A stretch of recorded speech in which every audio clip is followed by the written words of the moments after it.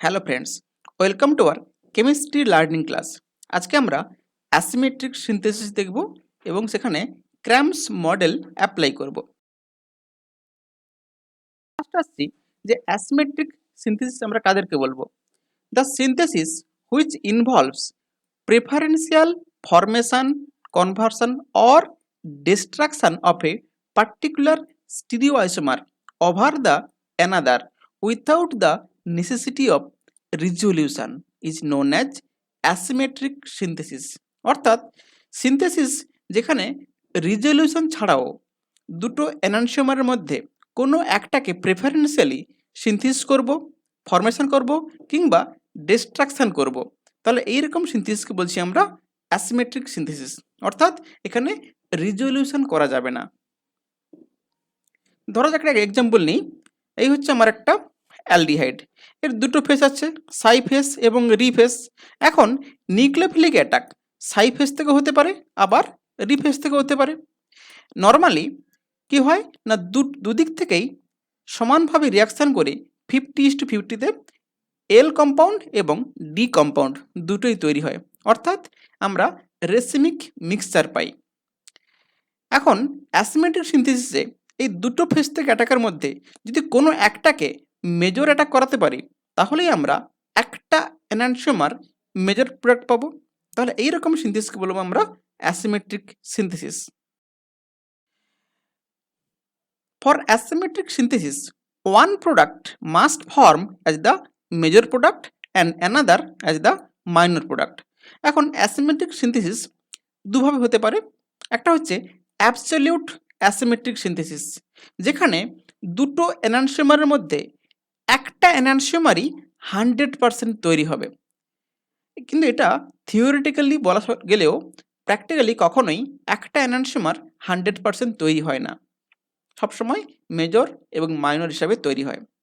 Next আসছি partial asymmetric synthesis, যেখানে দুটো এনানসিওমারের মধ্যে একটা মেজর পরিমাণ তৈরি হয় আর একটা মাইনর প্রোডাক্ট হিসেবে তৈরি হয়।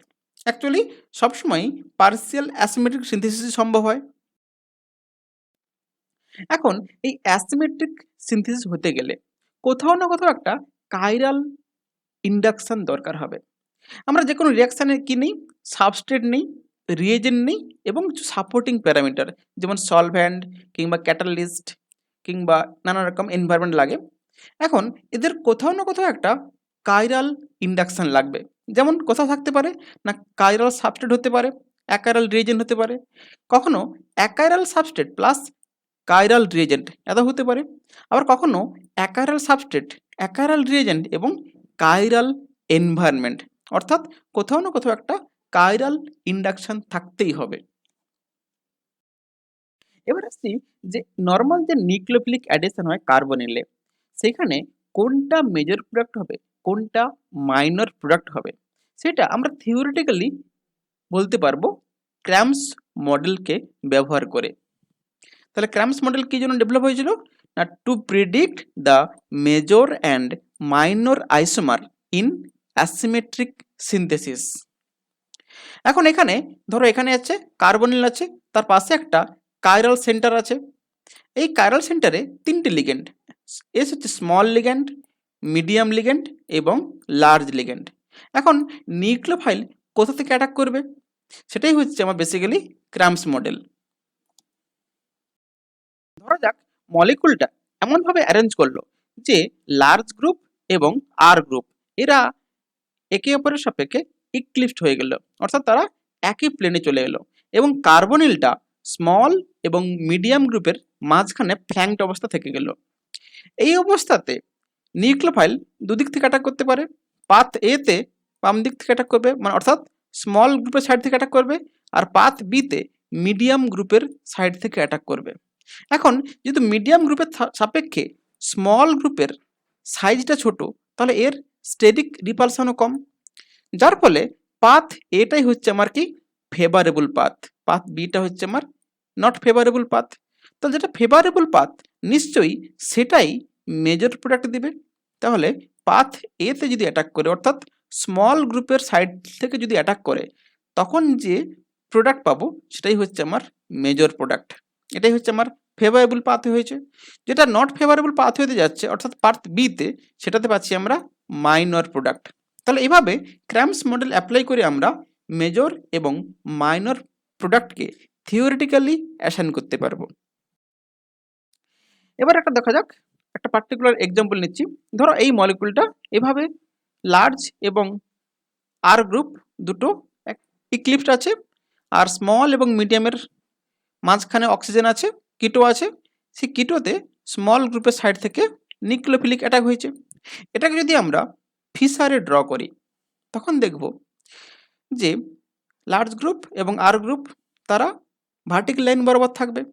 এই অবস্থায় মিডিয়াম এবং স্মল দুদিকে থাকছে। এবার নিউক্লিওফিলিক অ্যাটাকটা নিশ্চয়ই স্মল গ্রুপের সাইড থেকে অ্যাটাক হবে, অর্থাৎ রিয়াকশানের পর দেখতে পাচ্ছি যে স্মল গ্রুপ যেদিকে আছে সেদিকেই নিউক্লিওফাইল থাকবে, আর ওইচটা উল্টো দিকে চলে যাবে। তাহলে ফিশার প্রজেকশানে মলিকুলকে ড্র করে সেখানেও আমরা এই মেজর প্রোডাক্ট কোনটা হবে সেটা কিন্তু আমরা অ্যাসাইন করতে পারবো। ধরো একটা রিয়াকশান যে অপটিক্যালি অ্যাক্টিভ আর কনফিগারেশনের বেঞ্জোইন নিচ্ছি, তাকে সোডিয়াম বোরোহাইড্রাইড দিয়ে রিডাকশান করছি। ফার্স্ট আমাকে কি করতে হবে না, ফিশার প্রজেকশানে বেঞ্জোইনকে ড্র করতে হবে এবং কাইরাল সেন্টার যেটা সেটার কনফিগারেশন ঠিক করতে হবে। এখানে অক্সিজেনটা হচ্ছে 1 নম্বর, কার্বনিলটা 2 নম্বর, ফিনাইলটা 3 নম্বর, আর হাইড্রোজেনটা 4 নম্বর। এবার 1 থেকে 2, 2 থেকে 3 যদি মুভমেন্ট করি, এটা হচ্ছে এন্টি ক্লকওয়াইজ মুভমেন্ট, কিন্তু যেহেতু ফোর্থ লিগেন্ডটা হরাইজন্টালে আছে তাই এর কনফিগারেশন হবে আর কনফিগারেশন। তাহলে আমার কাইরাল সেন্টারের কনফিগারেশন ঠিক করে আমি ড্র করে দিচ্ছি। এবার OH ফিনাইলটা হচ্ছে আমার লার্জ গ্রুপ, OHটা হচ্ছে মিডিয়াম গ্রুপ, আর হাইড্রোজেনটা হচ্ছে স্মল গ্রুপ। এবার নিউক্লিওফাইল নিশ্চয়ই স্মল গ্রুপের সাইড থেকে অ্যাটাক করবে, তাহলে এই দিক থেকে এটা হবে। তাহলে এটা হচ্ছে আমার নিউক্লিওফাইল, যেটা স্মল গ্রুপ হাইড্রোজেনের সাইড থেকে অ্যাটাক করেছে। তাহলে এই যে মেসো কম্পাউন্ড এটাই হচ্ছে আমার মেজর প্রোডাক্ট। এবার ক্র্যামস রুল কোথায় কোথায় অ্যাপ্লিকেবল না, ক্র্যামস রুল অ্যাপ্লিকেবল যদি রিয়াকশানটা কাইনেটিক্যালি কন্ট্রোলড রিয়াকশান হয়। সেকেন্ড হচ্ছে as the chiral center goes away from the carbonyl, stereoselectivity of two products will decrease। অর্থাৎ কার্বনিল সেন্টার থেকে কাইরাল সেন্টারের যদি দূরত্ব বেড়ে যায় তাহলে স্টিরিও সিলেক্টিভিটিও ডিক্রিজ করে যাবে। ক্র্যামস রুল কোথায় নট অ্যাপ্লিকেবল না, যদি কোনো কাইরাল সেন্টারে কোনো একটা স্ট্রং ইলেকট্রোনেগেটিভ অ্যাটম থাকে, যেমন ক্লোরিন, যদি কোনো স্ট্রং ইলেকট্রোনেগেটিভ অ্যাটম থাকে তখন ক্র্যামস মডেল নট অ্যাপ্লিকেবল। এছাড়া কাইরাল সেন্টারে যদি কোনো গ্রুপ থাকে, যেমন ধরো OH, OR, NH2 ইত্যাদি, যেগুলো রিয়েজেন্টের সাথে কোনো কমপ্লেক্স তৈরি করতে পারবে, সেই সব ক্ষেত্রে ক্র্যামস রুল নট অ্যাপ্লিকেবল। এখন যদি আমরা ফার্স্ট প্রবলেমের সলিউশন করার চেষ্টা করি, যদি কোনো সেন্টারে স্ট্রং ইলেকট্রোনেগেটিভ অ্যাটম থাকে তখন কি হবে না, ধরো এই একটা মলিকুল, একটা ক্লোরিন হচ্ছে স্ট্রং ইলেকট্রোনেগেটিভ অ্যাটম আছে। যদি আমরা ক্র্যামস মডেল অ্যাপ্লাই করি তাহলে কি হবে না, এটা হাইড্রোজেনটা স্মল গ্রুপ এই সাইড থেকে অ্যাটাক করবে, করে কার্বনিলটা খুলবে।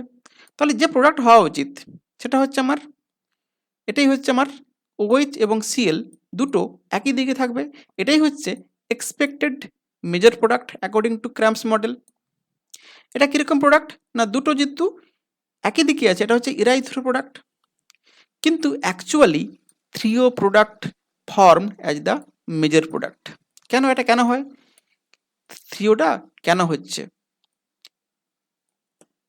তার কারণ যদি জানার চেষ্টা করে দেখবো আমরা, যে আমরা ক্র্যামস মডেলে যে ক্র্যামসের যে TS সেটা যদি ড্র করি তাহলে দুটো ফিনাইল ইক্লিপ্স থাকছে, হাইড্রোজেন এবং ক্লোরিন, এর মাঝখানে কার্বনিল থাকছে।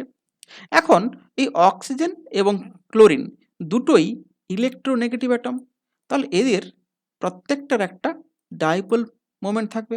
তাহলে এই যে দুটো ডাইপোল দুটো একই দিকে কাজ করছে, যার ফলে এদের মধ্যে স্ট্রং ডাইপোল রিপালশন থাকবে, যার ফলে এই ওরিয়েন্টেশনটা থাকবে না, না থেকে কি করবে না সামনের যে কাইরাল সেন্টারটা এইটা রোটেশন করে যাবে।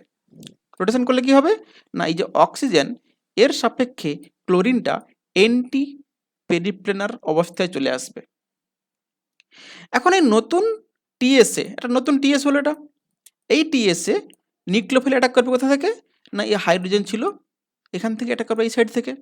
তাহলে এই হাইড্রোজেনের সাইড থেকে অ্যাটাক করবে, করে হচ্ছে এই দেখো দুটো এইচ একদিকে, পিএইচ ওইচ একদিকে। এবার এটাকে যদি ফিসারে ড্র করে দেখতে পাবো ওইচটা বাম দিকে, সিএল ডান দিকে, অর্থাৎ 3O প্রোডাক্ট পাচ্ছি আমরা। তাহলে আগে কোথা থেকে অ্যাটাক করতো না আগে হচ্ছে এই যে যেহেতু হাইড্রোজেনের স্মল গ্রুপ তাহলে এই সাইড থেকে অ্যাটাক করতো। তাহলে আগে যেটা লেফট সাইড থেকে অ্যাটাক করতো এখন সেটা কিন্তু রাইট সাইড থেকে অ্যাটাক করছে, এবং রাইট সাইড থেকে অ্যাটাক করে সেটাই হচ্ছে মেজর প্রোডাক্ট তৈরি করছে। তাহলে যখন কোথাও স্ট্রং ইলেকট্রোনেগেটিভ অ্যাটম থাকবে তখন আমরা নর্মাল ক্র্যাম্পস মডেল অ্যাপ্লাই না করে ক্র্যাম্পস ডাইপোলার মডেল অ্যাপ্লাই করে মেজর প্রোডাক্টকে আমরা প্রেডিক্ট করতে পারবো। সলিউশন টু দ্য প্রবলেম 2, অর্থাৎ যেখানে স্মল গ্রুপ একটা রিয়েজেন্টের সাথে কোনো কমপ্লেক্স করতে পারবে। ধরো যাক একটা এক্সাম্পল নিচ্ছি, এখানে কার্বনিলকে রিয়াকশন করানো হচ্ছে MELI দিয়ে, এখানে মিথাইলটা হচ্ছে নিউক্লিওফাইল। এখন যেটা কাইরাল সেন্টার সেখানে ইথাইলটা হচ্ছে আমার লার্জ গ্রুপ, মিথাইলটা হচ্ছে মিডিয়াম গ্রুপ এবং OH-টা হচ্ছে স্মল গ্রুপ। তাহলে নর্মালি ক্র্যাম্পস মডেল অনুযায়ী মিথাইলটা এই OH এর সাইড থেকে অ্যাটাক করবে, তাই তো? তাহলে OH এবং মিথাইল, যেটা OH ছিল এবং ইনক্রিমেন্ট যেটা নিউক্লিওফাইল যেটা মিথাইল, একই দিকে থাকার কথা। অর্থাৎ এটাই হচ্ছে আমার কি expected major product according to Cram's model, যেখানে OH দুটো অপোজিট সাইডে আছে, অর্থাৎ 3O প্রোডাক্টটা হচ্ছে আমার এক্সপেক্টেড মেজর প্রোডাক্ট। কিন্তু actually erythro product is major product. কেন? এটা কেন হচ্ছে তার কারণ আমরা জানার চেষ্টা করব। না অ্যাকচুয়ালি যদি আমরা ক্র্যাম্পস টিএস ড্র করি সেখানে কি দেখব যে OH যেহেতু ছোট তাহলে আমার এখানে কার্বনিল কি হওয়া উচিত রাইট সাইড থেকে অ্যাটাক হওয়া উচিত। কিন্তু যেহেতু মিডিয়ামে লিথিয়াম প্লাস দেওয়া হয়েছে সেই লিথিয়াম প্লাসটা এই অক্সিজেন এবং OH এর মধ্যে একটা কমপ্লেক্স তৈরি করবে, একটা 5 মেম্বার কমপ্লেক্স তৈরি করবে। কমপ্লেক্স তৈরি করলে কি করবে না এই OH-টা ঘুরে অক্সিজেনের কাছে চলে আসবে, এই হচ্ছে অক্সিজেন এবং OH এরা একে অপরের সঙ্গে ইক্লিপস হয়ে গেছে। এই অবস্থায় পাশের মিথাইল এবং ইথাইল এরাও রোটেশন করে যাবে, মিথাইলটা চলে আসবে এখানকে। তাহলে এবার মিথাইল আসছে ইথাইল আসছে, তাহলে এটা হচ্ছে আমার কি হচ্ছে নতুন টিএস তৈরি হয়ে গেল। এবার এখন নিউক্লিওফিল কোথা থেকে অ্যাটাক করবে না এই মিথাইল এবং ইথাইলের মধ্যে মিথাইলের সাইজ ছোট, যার ফলে এখন মিথাইলের সাইড থেকে নিউক্লিওফিলিক অ্যাটাক হবে। অর্থাৎ আগে যেখানে রাইট সাইড থেকে অ্যাটাক হচ্ছিল এখন কিন্তু সেখানে লেফট সাইড থেকে অ্যাটাক হচ্ছে, যার ফলে এই যে প্রোডাক্ট পাওয়া যাচ্ছে এটাই হচ্ছে কি না দুটো OH একই দিকে আছে, অর্থাৎ ইরাইথ্রো প্রোডাক্ট পাচ্ছি আমরা। তাহলে এই ইরাইথ্রো প্রোডাক্টটা হচ্ছে আমার মেজর প্রোডাক্ট। অর্থাৎ যখন এরকম কমপ্লেক্স ফর্মেশন করতে পারবে তখন নর্মাল ক্র্যাম্পস মডেল অ্যাপ্লিকেবল হবে না, তখন আমরা ক্র্যাম্পস চিলেট মডেল অ্যাপ্লাই করে মেজর প্রোডাক্টকে অ্যাসাইন করতে পারবো। তাহলে আমরা দেখলাম অ্যাসিমেট্রিক সিনথেসিস দেখলাম, সেখানে মেজর প্রোডাক্টকে অ্যাসাইন করার জন্য ক্র্যাম্পস মডেল ইউজ করেছি। এবার ক্র্যাম্পস মডেলের যেগুলো ড্রব্যাক সেগুলোকে আমরা সলিউশন করার চেষ্টা করছি। যখন কোনো স্ট্রং ইলেকট্রোনেগেটিভ অ্যাটম থাকবে তখন আমরা ক্র্যাম্পস ডাইপোলার মডেলকে অ্যাপ্লাই করব, আর যখন কোনো চিলেট ফরমেশনের সম্ভাবনা থাকবে তখন আমরা ক্র্যাম্পস চিলেট মডেল অ্যাপ্লাই করব। যদি ক্লাসটি ভালো লাগে অবশ্যই লাইক করতে ভুলো না। Thank you.